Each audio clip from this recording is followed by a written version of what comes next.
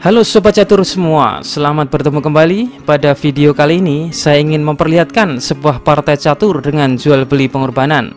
Partai sangat menarik karena banyak langkah-langkah mengejutkan. Partai ini dimainkan oleh Alexei Shirov kala bertemu dengan jagoan India Viswanathan Anand pada tahun 2003 di kejuaraan catur tua Wits-NZ di Nederland. Oke, langsung saja kita lihat partainya. Shirov yang memegang putih memulai dengan pion E4. Langsung dibalas Anand dengan pion C6. Masuk ke pertahanan Caro-Kann. Pecatur kebanggaan kita, Grandmaster Utut Adianto, biasa juga mengembari pertahanan Caro-Kann ini.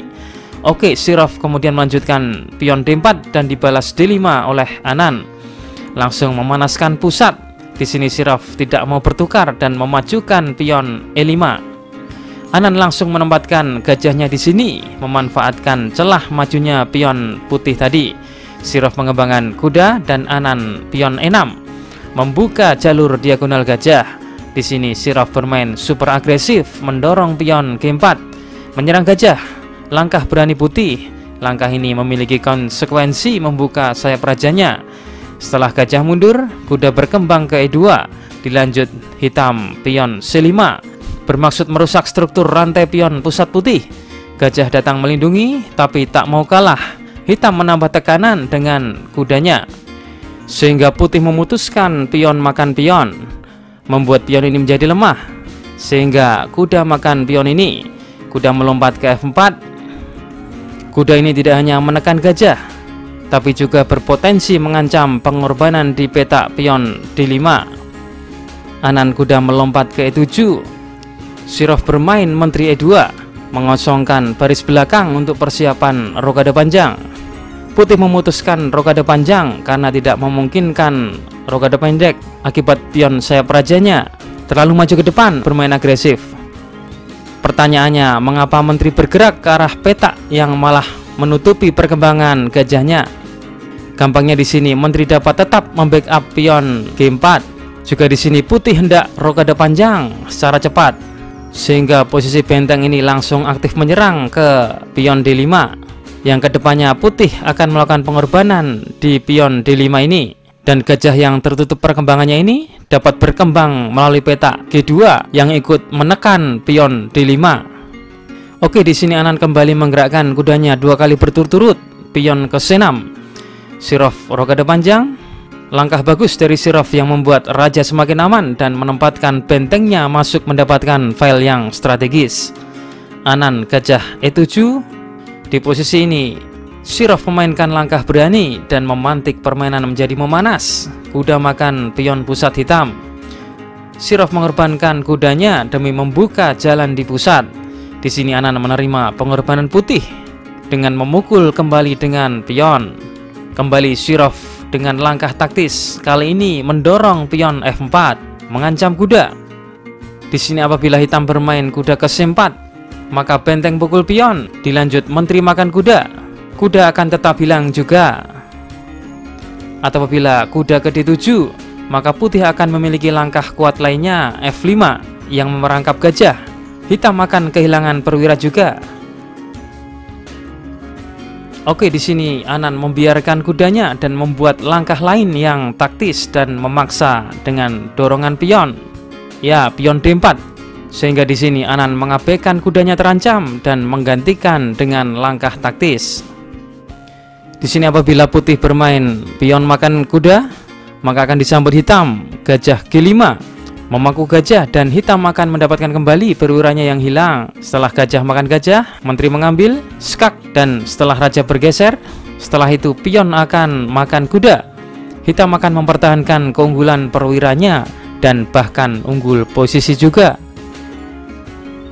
Atau apabila putih bermain gajah mundur ke F2, maka ada langkah fantastik dari hitam gajah D3, langkah paksaan yang menyerang menteri. Setelah pion makan, maka pion hitam balik makan kuda, dan setelah pion makan kuda, maka datang jawaban yang sangat indah. Menteri D5 menyerang ganda ke benteng dan pion. Tentu saja putih akan menyelamatkan bentengnya, dan setelah menteri makan pion dan pion makan pion, maka datang gajah skak.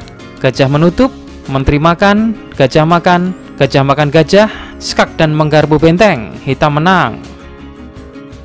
Oke, kita kembali ke permainan. Di partai aslinya putih memainkan pion H4 mengancam ke H5 yang memerangkap gajah. Di sini Anan membuat langkah indah. Kuda D3 melakukan skak. Kuda menghujam ke jantung pertahanan putih. Sirov menerima korban kuda ini. Di posisi ini apabila putih menolak pengorbanan ini dengan raja bergeser, maka kuda makan pion B2, raja makan, pion makan pion. Apabila raja makan, maka menteri ke A5 disusul gajah ke F6 mendatangkan serangan yang kuat untuk hitam. Atau apabila raja ke pojok, maka menteri ke A5 disusul kuda ke B4 mendatangkan serangan yang sangat kuat untuk hitam. Oke, kita kembali ke permainan. Putih memutuskan memukul kuda ini dengan pionnya.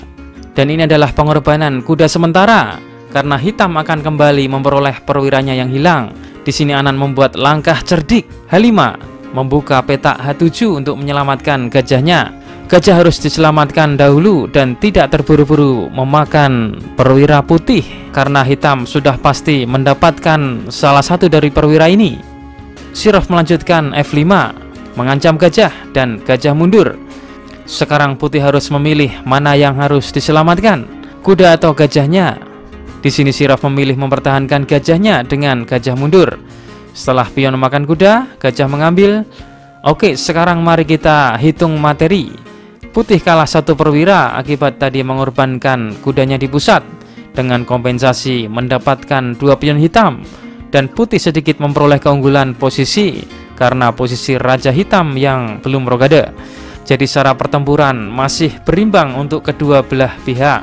Hitam telah memenangkan satu perwira, tapi putih masih memiliki harapan untuk melancarkan serangan. Haruskah hitam melakukan rokade ke sisi raja yang telah rusak, atau mencoba untuk merekayasa rokade di sisi sayap menteri untuk mengeluarkan rajanya dari tengah? Anan melanjutkan permainan dengan rokade pendek. Hitam secara mengejutkan memutuskan rokade di sisi sayap raja. Putih mencoba dengan sia-sia untuk menghidupkan kembali miliknya dengan menyerang dan inisiatif. Tetapi pada titik ini tidak banyak yang bisa dihidupkan kembali. Dari titik ini permainan putih perlahan memudar dan mulai kehilangan harapan. Sirov D4 memperkuat struktur rantai pion. Rencana putih di sini bagus dan kuat bila putih berhasil membangun struktur pion yang kuat dengan B4 disusul D5 dan D6, maka akan menghasilkan struktur pion yang solid. Tapi di sini Anan memiliki langkah antisipasi yang brilian, pion A5. Langkah ini tidak hanya mencegah putih memainkan dorongan pion B4, tapi juga dapat menyusupkan kudanya ke B4. Khawatir akan kuda yang hendak menyusup ke B4, Sirov mencegahnya dengan memainkan pion A3. Kembali Anan melakukan langkah ancaman dengan benteng E8, mengancam skak dan mendapatkan menteri, sehingga Sirov memindahkan menterinya ke C4. Gajah pukul pion, sebuah langkah tepat gajah memakan pion ini karena mencegah putih memainkan badai pionnya. Sirov memainkan gajahnya ke D3, pion makan pion, dan raja bergeser menjauhi diagonal ini. Setelah menteri maju ke sayap raja, pion bebas ini akan menyulitkan putih dan memainkan peran dalam permainan akhir. Pion ini akan menyulitkan putih dan akan menentukan hasil akhir permainan. Hitam bermaksud untuk mendorongnya ke bawah lagi, menciptakan ancaman pion promosi. Sirov kembali menggeser rajanya dan kali ini Anan memainkan bentengnya ke tengah, masuk ke dalam permainan. Setelah putih memundurkan gajahnya, Anan memainkan kuda mundur. Kuda bersama gajah menyerang pion. Selain itu, kuda berfungsi menjaga petak D5 dari majunya pion. Gajah makan pion. Kali ini gajah menyerang benteng, tapi Anan membiarkan itu semua, lebih memilih gajah makan pion. Di sini Anan sengaja mengorbankan bentengnya demi tetap menahan pion ini maju dari promosi yang berbahaya. Akan sangat berbahaya apabila pion ini tanpa pengawalan. Merasa untung kualitas, Sirov gajah makan benteng. Intinya hitam mengembalikan beberapa kualitas materi untuk menghilangkan keunggulan inisiatif putih. Balik benteng mengambil, benteng ini akan tetap menahan putih dari ancaman dorongan pion. Raja ke F1, benteng memberikan tekanan kepada gajah hitam. Selain itu ada tekanan tersembunyi ke pion F7. Anan bermain G6 setelah menteri ke B3, di mana menteri ini menyerang pion. Anan malah membiarkan ancaman tersebut dan lebih memilih bermain gajah E6 menyerang menteri sehingga menteri makan pion. Menteri D5 mengadu menteri. Sebuah keputusan sulit jika putih tidak menerima pertukaran menteri ini, karena menteri ini akan mengawal pion sampai ke petak promosi. Akan sangat berbahaya, sehingga Sirov menerima pertukaran menteri. Kuda mengambil, benteng H1 menekan gajah. Gajah maju, Sirov pion maju, benteng menahan, tapi benteng putih datang membackup. Di sini Anan melakukan aksi dengan pion bebasnya. Pion maju mendekati petak promosi, tapi datang gajah putih menghadangnya. Anan berusaha mengganggu gajah ini dengan kuda, sehingga gajah mundur. Tampaknya putih sekarang aman. Putih seperti berhasil menetralisir serangan hitam. Putih seperti berhasil memblokir ancaman promosi pion hitam. Tapi di sini Anan memainkan langkah kuat yang mengubah permainan. Gajah D5, langkah yang memaksa pertukaran gajah. Di posisi ini Sirov memutuskan menyerah. Apa yang membuat putih menyerah di sini? Oke, mari kita analisa. Di sini setelah terjadi pertukaran gajah, kuda mengambil. Kuda ini sangat kuat posisinya.